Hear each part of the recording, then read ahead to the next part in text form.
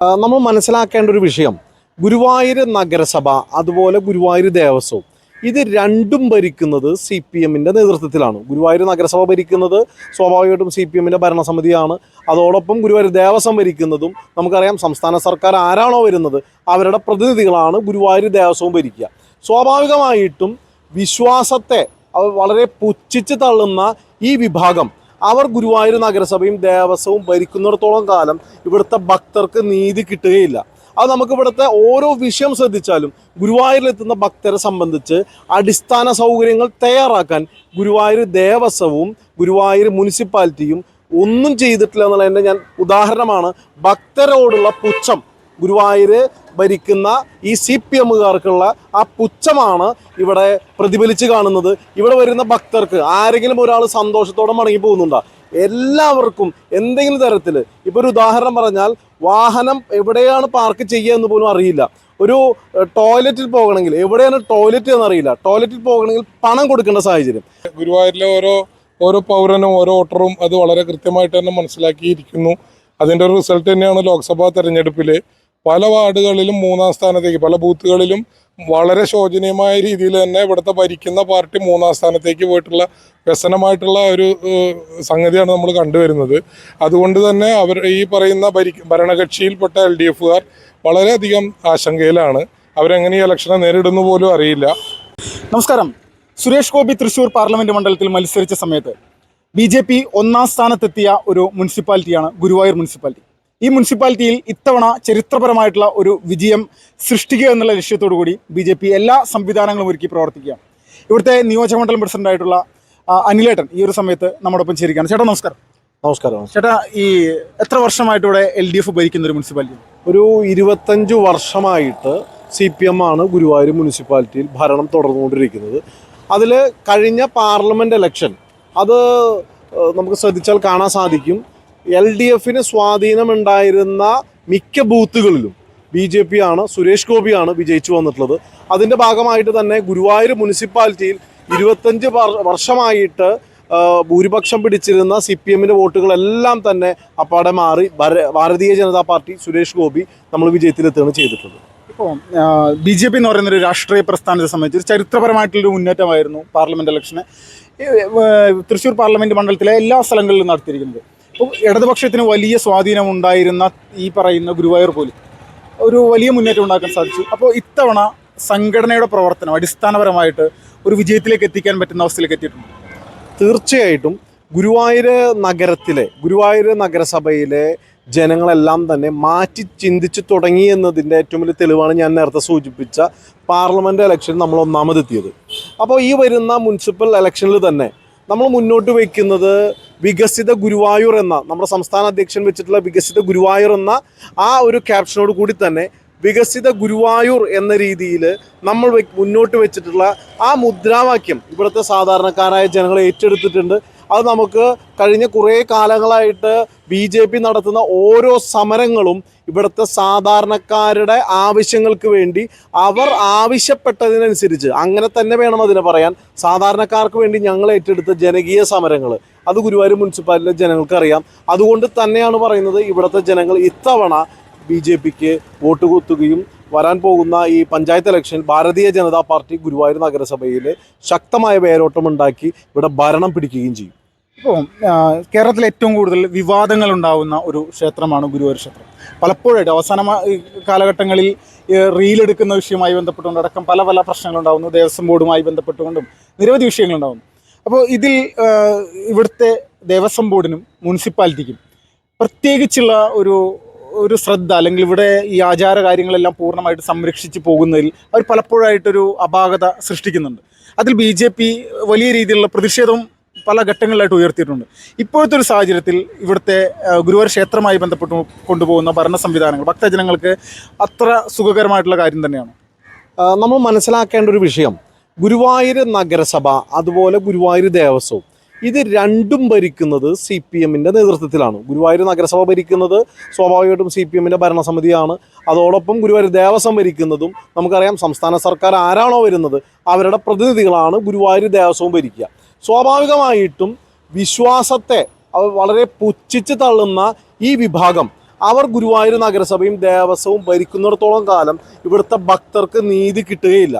അത് നമുക്ക് ഇവിടുത്തെ ഓരോ വിഷയം ശ്രദ്ധിച്ചാലും ഗുരുവായൂരിലെത്തുന്ന ഭക്തരെ സംബന്ധിച്ച് അടിസ്ഥാന സൗകര്യങ്ങൾ തയ്യാറാക്കാൻ ഗുരുവായൂർ ദേവസ്വവും ഗുരുവായൂർ മുനിസിപ്പാലിറ്റിയും ഒന്നും ചെയ്തിട്ടില്ല എന്നുള്ളതിൻ്റെ ഞാൻ ഉദാഹരണമാണ് ഭക്തരോടുള്ള പുച്ഛം. ഗുരുവായൂർ ഭരിക്കുന്ന ഈ CPMകാർക്കുള്ള ആ പുച്ഛമാണ് ഇവിടെ പ്രതിഫലിച്ച് കാണുന്നത്. ഇവിടെ വരുന്ന ഭക്തർക്ക് ആരെങ്കിലും ഒരാൾ സന്തോഷത്തോടെ മടങ്ങി പോകുന്നുണ്ടോ? എല്ലാവർക്കും എന്തെങ്കിലും തരത്തിൽ ഇപ്പോൾ ഒരു ഉദാഹരണം പറഞ്ഞാൽ വാഹനം എവിടെയാണ് പാർക്ക് ചെയ്യുക എന്ന് പോലും അറിയില്ല. ഒരു ടോയ്ലറ്റിൽ പോകണമെങ്കിൽ എവിടെയാണ് ടോയ്ലറ്റ് എന്നറിയില്ല. ടോയ്ലറ്റിൽ പോകണമെങ്കിൽ പണം കൊടുക്കേണ്ട സാഹചര്യം. അപ്പോൾ അടിസ്ഥാന സൗകര്യങ്ങൾ പോലും ഗുരുവായൂർ നഗരത്തെ സംബന്ധിച്ച് വളരെ എന്താ പറയുക കൃത്യമായിട്ട് എവിടെയാണെന്ന് പോലും ബോധിപ്പിക്കാൻ ഇവർക്ക് കഴിഞ്ഞിട്ടില്ല. നല്ല രീതിയിൽ ഭക്തർക്ക് അത് കൊടുക്കാൻ സാധിച്ചിട്ടില്ല. എന്നാൽ മറുഭാഗത്ത് കേന്ദ്ര സർക്കാരിൻ്റെ അമൃത് പ്രസാദ് പദ്ധതികളിലൂടെ ഒരുപാട് പദ്ധതികൾ കേന്ദ്രം നേരിട്ട് നടപ്പിലാക്കിയിട്ടുണ്ട്. അതുപോലും നല്ല രീതിയിൽ മെയിൻറ്റെയിൻസ് ചെയ്ത് കൊണ്ടു നടക്കാൻ ഈ ദേവസ്വത്തിനും സാധിക്കുന്നില്ല, ഗുരുവായൂർ നഗരസഭയ്ക്കും സാധിക്കുന്നില്ല. ഇപ്പോൾ അടിസ്ഥാനപരമായിട്ട് കേന്ദ്ര സർക്കാരിൻ്റെ ഒരു പദ്ധതി, അമൃത് പദ്ധതിയിൽ ഉൾപ്പെട്ടൊരു നഗരമാണ് ഗുരുവായൂർ. ഈ പല ഘട്ടങ്ങളിലായിട്ട് ഇത് CPM ചെയ്ത് ജനങ്ങളിലേക്ക് എത്തിച്ചതാണെന്നുള്ള രീതിയിലേക്കുള്ളൊരു പ്രചരണം ഇവിടുത്തെ CPMൻ്റെ കൗൺസിലർമാരുടെ ഭാഗത്തു നിന്ന് ഒരു സമയത്തുണ്ടായിരുന്നു. ഇത് എങ്ങനെയാണ് BJP ഇതിനെ കവർ ചെയ്തത്? അതായത് ഇപ്പോൾ പ്രസാദ് പദ്ധതി പൂർണ്ണമായിട്ടും മോദിജി സർക്കാർ, കേന്ദ്ര സർക്കാർ പൂർണ്ണമായും തുക അനുവദിച്ചിട്ടുള്ളതാണ്. ഇപ്പോൾ ഉദാഹരണം പറഞ്ഞാൽ ഗുരുവായൂർ ക്ഷേത്രത്തിനോട് ചേർന്നിട്ടുള്ള മൾട്ടി ലെവൽ കാർ പാർക്കിംഗ് അത് പൂർണ്ണമായിട്ടും മോദി സർക്കാർ പണിത് കൊടുത്തിട്ടുള്ള. പക്ഷെ അത് പണിത സമയത്ത് ആ ഒരു കേന്ദ്ര സർക്കാരിന് ഒരു നന്ദി പോലും സൂചിപ്പിക്കാതെ, അല്ലെങ്കിൽ മോദിജി സർക്കാരാണ് അത് പണിതത് എന്ന് പറയാൻ പോലും എന്താ പറയുക എവിടെയെങ്കിലും ഒരു പ്രസംഗത്തിൽ ഒരു വാക്കുകൊണ്ട് പോലും ഇവർ പറയാൻ തയ്യാറായിട്ടില്ല. വലിയ പ്രചരണം CPM ആണ് അത് കൊണ്ടുവന്നത് എന്ന തരത്തിലെ പ്രചരണം നടത്തി. അതുപോലെ അമൃത് പദ്ധതിയുടെ ഭാഗമായിട്ടുള്ള നമ്മൾ ഈ നിൽക്കുന്ന ഫുട്പാത്തുകൾ, അങ്ങനെ ഗുരുവായൂരിൽ നിന്ന് പ്രത്യക്ഷത്തിൽ കാണുന്ന എല്ലാ വികസന പദ്ധതികളും, എന്തെല്ലാം വികസന പദ്ധതികൾ ഇവിടെ വരുന്ന ആളുകൾക്ക് കാണുന്നുണ്ടോ അതെല്ലാം ഭാരതീയ ജനതാ പാർട്ടി വെല്ലുവിളിക്കുകയാണ്.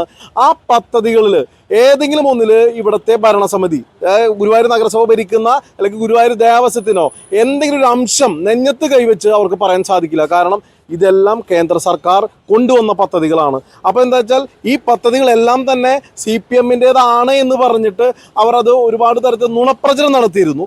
പക്ഷെ അതിലൊന്നും ഗുരുവായൂരിലെ പൊതുജനങ്ങൾ അതിൽ വീണിട്ടില്ല. കാരണം എന്താ വെച്ചാൽ അതിൻ്റെ ഏറ്റവും വലിയ തെളിവാണ് ഈ കഴിഞ്ഞ പാർലമെൻറ്റ് ഇലക്ഷൻ. കാരണം കേന്ദ്ര സർക്കാർ ഗുരുവായൂർ നഗരസഭ ഭരിക്കാതെ തന്നെ ഇത്രയും കോടികളുടെ പദ്ധതികൾ ഗുരുവായൂർ നഗരത്തിന് കൊടുത്തുവെങ്കിൽ ഇവിടെ ഭരണം കിട്ടിയാൽ, ഗുരുവായൂർ നഗരസഭയിൽ BJPക്ക് ഭരണം കിട്ടിയാൽ എന്തെല്ലാമാണ് കൊണ്ടുവരിക, അല്ലെങ്കിൽ ആ ഒരു ആകാംക്ഷ, അത്തരത്തിലൊരു സന്തോഷം തന്നെ പറയാം. വരാൻ പോകുന്ന ദിവസങ്ങൾ അത് BJPയുടേതാണ് എന്ന തരത്തിൽ വികസനത്തിന് വേണ്ടിയിട്ട് ഗുരുവായൂരിലെ ജനങ്ങൾ ആഗ്രഹിക്കുന്നുണ്ട്. അത് ഈ വരുന്ന ഈ ഇലക്ഷനിൽ നമുക്ക് പ്രതിഫലിക്കാം. ചേട്ടാ നമസ്കാരം. നമസ്കാരം. പേരെന്തായിരുന്നു? സുമേഷ്. ചേട്ടാ ഇത്തവണ ഗുരുവായൂരപ്പൻ്റെ മണ്ണ് BJP പിടിക്കുമോ? എങ്ങനെയാണ് പ്രതീക്ഷകൾ, സാധ്യതകൾ എങ്ങനെയാണ്? തീർച്ചയായിട്ടും ഞാൻ ഈ നഗരസഭയിലെ പഴയകാല കൗൺസിലർ കൂടിയാണ്. ഇപ്പോൾ ഇവിടെ നമ്മുടെ പ്രസിഡന്റ് സൂചിപ്പിച്ച പോലെ തന്നെ വളരെ അനുകൂലമായിട്ടുള്ള ഒരു ട്രെൻഡാണ് ഇവിടെ പബ്ലിക്കിൻ്റെ അടുത്തൊക്കെ നടന്നുകൊണ്ടിരിക്കുന്നത്. അതിന് പ്രധാന കാരണം പഴയ കാലഘട്ടങ്ങളിൽ ജനങ്ങൾ ഇതൊക്കെ മനസ്സിലാക്കിയെടുക്കാനുള്ള ഒരു ബുദ്ധിമുട്ടുണ്ടായിരുന്നു. പക്ഷെ ഇപ്പോൾ സോഷ്യൽ മീഡിയയും മറ്റെല്ലാ സംവിധാനങ്ങളും വളരെ സജീവമായിരിക്കുന്ന ഈ കാലഘട്ടത്തിൽ ഗുരുവായൂരിലെ ഓരോ പൗരനും ഓരോ വോട്ടറും അത് വളരെ കൃത്യമായിട്ട് തന്നെ മനസ്സിലാക്കിയിരിക്കുന്നു. അതിൻ്റെ ഒരു റിസൾട്ട് തന്നെയാണ് ലോക്സഭാ തെരഞ്ഞെടുപ്പിൽ പല വാർഡുകളിലും 3-ാം സ്ഥാനത്തേക്ക്, പല ബൂത്തുകളിലും വളരെ ശോചനീയമായ രീതിയിൽ തന്നെ ഇവിടുത്തെ ഭരിക്കുന്ന പാർട്ടി 3-ാം സ്ഥാനത്തേക്ക് പോയിട്ടുള്ള വ്യസനമായിട്ടുള്ള ഒരു സംഗതിയാണ് നമ്മൾ കണ്ടുവരുന്നത്. അതുകൊണ്ട് തന്നെ ഈ പറയുന്ന ഭരണകക്ഷിയിൽപ്പെട്ട LDFകാർ വളരെയധികം ആശങ്കയിലാണ്. അവരെങ്ങനെ ഈ ഇലക്ഷനെ നേരിടുന്നു പോലും അറിയില്ല. വളരെ അനുകൂലമായിട്ടുള്ള ഒരു വാർഡ് വിഭജനം ഇവിടെ നടന്നു കഴിഞ്ഞു. അതുകൊണ്ട് തന്നെ വളരെ പ്രതീക്ഷയിലാണ് ഇന്ന് BJP ഗുരുവായൂർ നഗരസഭയിൽ വരും കാലങ്ങളെ നോക്കിക്കാണുന്നത്. തീർച്ചയായിട്ടും ജനങ്ങൾ അതോടൊപ്പം ചേർന്ന് നിൽക്കും. പൊതുവേ ഇവിടെ തെരഞ്ഞെടുപ്പ് സമയത്ത് അവസാന റൗണ്ടിൽ പുറത്തിറക്കുന്ന ചില വൃത്തികെട്ട രാഷ്ട്രീയ ചീട്ടുകളുണ്ട്. അതിൽ മതവും ജാതിയൊക്കെ കലർത്തി ഒരു വിഭാഗം ആളുകളെ തെറ്റിദ്ധരിപ്പിച്ച് ഇലക്ഷൻ്റെ തലേ ദിവസം ഉണ്ടാക്കിയെടുക്കുന്ന കുറേ തെറ്റിദ്ധാരണകളിലൂടെ വോട്ട് നേടിയെടുത്ത ചില സംഗതികൾ മുൻകാലങ്ങളിൽ കാണാനായിട്ട് സാധിച്ചിട്ടുണ്ട്. പക്ഷെ അതിനെക്കുറിച്ചിട്ടും കൗണ്ടർ ചെയ്തിട്ടും ജനങ്ങളെ ബോധ്യപ്പെടുത്തി കൂടി ചെയ്തിട്ടുള്ള രീതിയിലാണ് BJP ഇത്തവണയുള്ള ഇലക്ഷൻ പ്രവർത്തനങ്ങൾ മുന്നോട്ട് പോയിക്കൊണ്ടിരിക്കുന്നത്.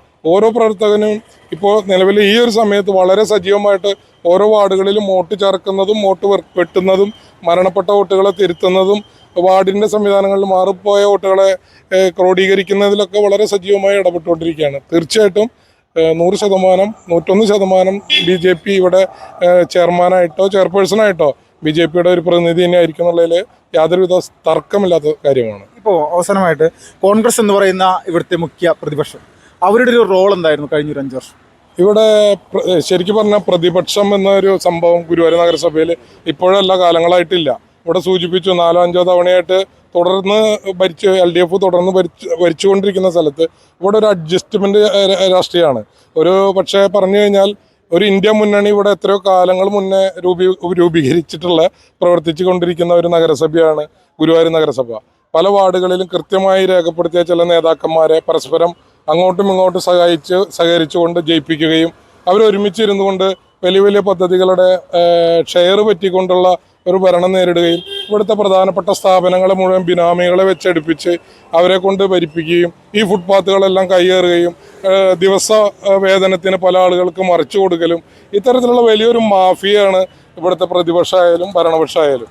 അതുകൊണ്ട് ആ ഒരു കൂട്ടുകെട്ടാനാണ് നിങ്ങൾക്ക് എടുത്തു നോക്കിയാൽ അറിയാം. തുടർച്ചയായിട്ട് 4, 5, 6 തവണ വരുന്ന ഒരു ടീമാണ്. അവർ ഒരു അഡ്ജസ്റ്റ്മെന്റ് രാഷ്ട്രീയമാണ്. അത് തിരഞ്ഞെടുപ്പ് സമയത്ത് അവർ പരസ്പരം അങ്ങോട്ടും ഇങ്ങോട്ടും ഒരു ധാരണയിലെത്തി വോട്ട് രേഖപ്പെടുത്തിക്കൊണ്ടിരിക്കുന്നതാണ്. ഇവിടുത്തെ ചെയർമാനെ അറിയാം ആരായിരിക്കണം പ്രതിപക്ഷത്തിൽ ഇരിക്കേണ്ടത് എന്നുള്ള ഒരു മുൻവിധി ഇവിടുത്തെ ഭരിക്കുന്ന ടീമിനുണ്ട്. അത് അങ്ങനെയാണ് ഇവിടെ വർഷങ്ങളായിട്ട് നടന്നുകൊണ്ടിരിക്കുന്ന ഒരു സംഭവം.